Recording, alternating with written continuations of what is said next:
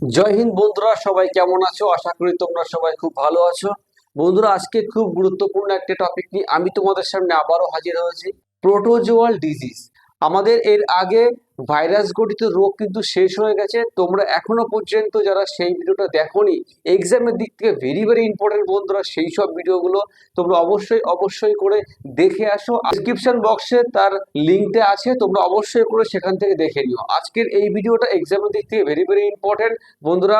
বিশেষ করে যারা এসএসসি জিডি পরীক্ষা দিচ্ছ, বা তোমরা ডাব্লিউবি পরীক্ষা দিচ্ছ, কেপি পরীক্ষা দিচ্ছ, এমটিএস পরীক্ষা দিচ্ছ, অবশ্যই অবশ্যই করে একটু ধৈর্য ধরে একটু শান্ত হয়ে বসে ভিডিওটি শেষ পর্যন্ত দেখো। আমি আশা করছি তুমি নিরাশ হবে না, তুমি এখান থেকে কিছু শিখতে পারবে।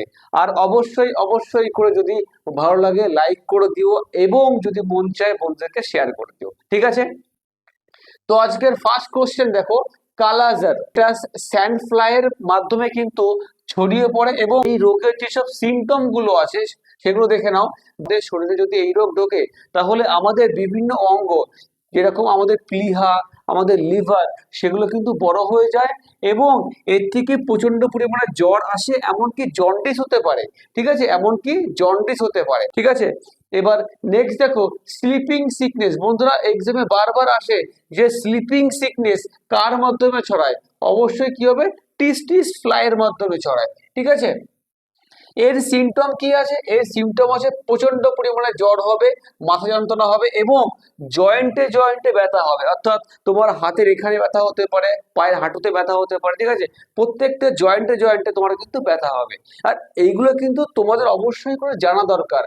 অনেক সময় কি হয়, আমাদের বাড়িতে মা বাবারা কিন্তু অসুস্থ হয়ে যায়, আমাদের নিজস্ব নলেজের অভাবে, আমাদের অবহেলায় কিন্তু তাদের শরীরটা আরো বেশি করে অবনতি হয়ে যায়। তো অবশ্যই করে তোমাদের বাস্তব জীবনের দিক থেকে কিন্তু এইসব ক্লাসগুলো তোমাদের ভেরি ভেরি ইম্পর্টেন্ট, কারণ এগুলো তোমাদের জানা খুবই দরকার, এবং এক্সামের দিক থেকেও ভেরি ভেরি ইম্পর্টেন্ট। তো কেউ ভিডিওটি স্কিপ করবে না, প্রথম থেকে শেষ পর্যন্ত দেখো, তোমার ভালো লাগবে। নেক্সট দেখো, পাইরিয়া রোগটা কিন্তু সেক্সুয়ালি ছড়াচ্ছে। ঠিক আছে, এর সিমটম কি আছে? দাঁতে অসহ্য যন্ত্রণা হবে, এবং মুখে দুর্গন্ধ হবে। ঠিক আছে, এর উপায় কি? এর উপায় তোমায় অবশ্যই করে ভালো একটা ডাক্তার দেখাবে, এবং নিত্য তোমার মুখটাকে তুমি পরিষ্কার করে রাখবে। এবং মোস্ট ইম্পর্টেন্ট যেটা আছে, ম্যালেরিয়া। ভেরি ভেরি ইম্পর্টেন্ট বন্ধুরা, এক্সামে ডাইরেক্ট কোশ্চেন আছে যে নিচের কোনটি প্রোটোজোয়াল গঠিত রোগ, সেখানে কিন্তু ম্যালেরিয়া অপশনটা বারবার থাকে। তো এই ম্যালেরিয়া যে রোগটা, সেটা কিভাবে ছড়ায়? Female anopheles. Very very important, star mark দিয়ে রাখো, কোনো না কোনো এক্সামে তোমরা আগামীতে পাবেই পাবে। আর এই কোশ্চেনটা তুমি বিগত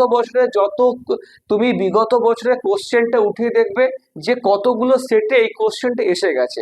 আমি তোমাদেরকে যে কটা ভিডিও দিচ্ছি এক্সামের দিক থেকে ভেরি ভেরি ইম্পর্টেন্ট, আমি আশা রাখছি তোমরা ভিডিওগুলো মন দিয়ে দেখছো।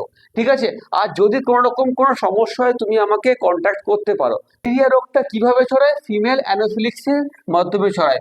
প্রচন্ড এর সিমটম কি আছে? এর সিমটম হচ্ছে প্রচন্ড পরিমাণে জ্বর হবে, মাথা যন্ত্রণা হবে, বমি ভাব হবে, এমনকি অ্যানিমিয়া হতে পারে, এবং জন্ডিস হতে পারে, এবং সর্বোপরি আমরা কিন্তু মারা যেতে পারি। ঠিক আছে, এখন ম্যালেরিয়ার অনেক উন্নত মানের চিকিৎসা বেরিয়েছে, কিন্তু আজ থেকে 20-25 বছর আগে কিন্তু সেরকম চিকিৎসা ছিল না। তখন ম্যালেরিয়া হওয়া মানে কিন্তু একটা মানুষের জীবন নিয়ে সাই সাই বেঁধে যেত। ঠিক আছে, একদম লাস্ট পয়েন্ট দেখো, ম্যালেরিয়ার বন্ধুরা অনেকগুলো ভাগ আছে। একদম লাস্ট পয়েন্ট দেখো, ম্যালিগনেন্ট ম্যালেরিয়া। এই ম্যালেরিয়া যতগুলো ভাগ আছে তার মধ্যে সব থেকে ডেঞ্জারাস যে ভাগটা হচ্ছে তার নাম হচ্ছে ম্যালিগনেন্ট ম্যালেরিয়া। কিন্তু প্লাজমোডিয়াম ফেলসিফেরাম বলে যে মশাটা আছে তার মাধ্যমে কিন্তু এই রোগটা ছড়ায়। ঠিক আছে বন্ধুরা, এই যাচ্ছে আমাদের ছত্রাক গঠিত রোগ। আশা করছি তোমাদের ভালো লাগছে।